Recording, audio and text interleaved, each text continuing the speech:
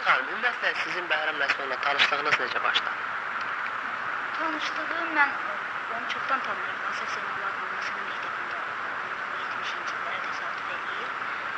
74-cü illərə mən Lenin Sarayında istedadlar axtarı konsert müsabiqəsi gedirdi. Orada mən birinci yer tutdum.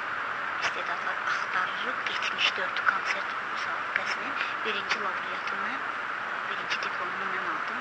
Bu gəldi, özü məni tapdı Asaf Zeynalda ki, sənin səsi və sənin səsin zildi, zəngüləlidir.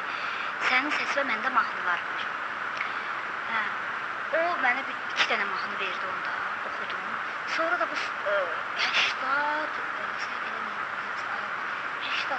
idi mi, 88-ci ildə Türkiyəyə qastrol səfərinə getdik. Orada dekada idi mi, belə bir dekada yox. Azərbaycan günləri keçirilirdi orada.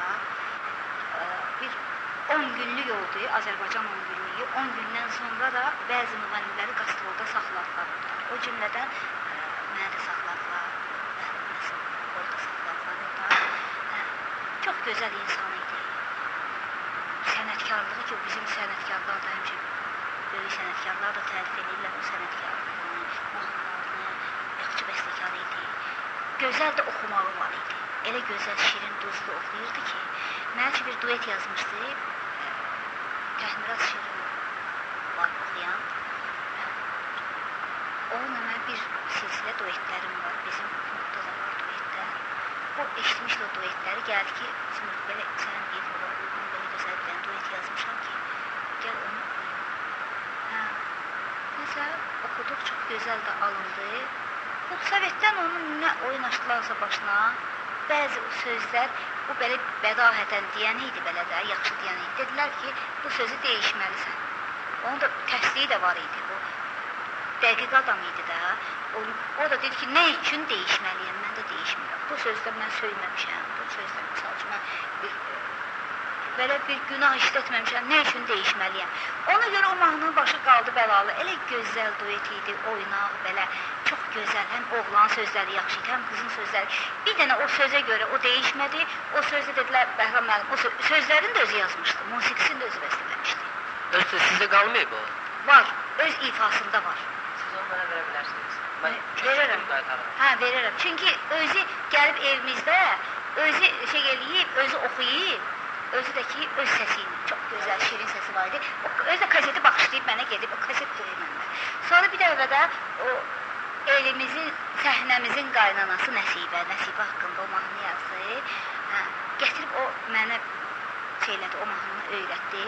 Sonra ki, o Nəsibə xanımın yubileydi, neydi? Elə oldu ki, mən getdim, burada olmadım, xarici qastrola getdim. Gəlib çatdıra bilmədim zapisə. Mən gəlincə Rövşən Bəhçətə vermişdi.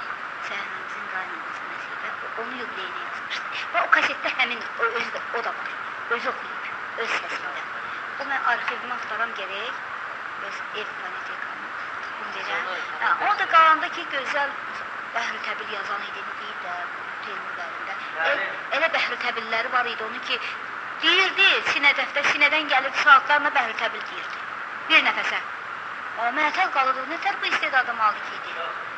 Gözəl gitara çalmağı, tar çalmağı, oxumağı, bəstəkarlığı, şairliyi, hansı özü gözəl insan.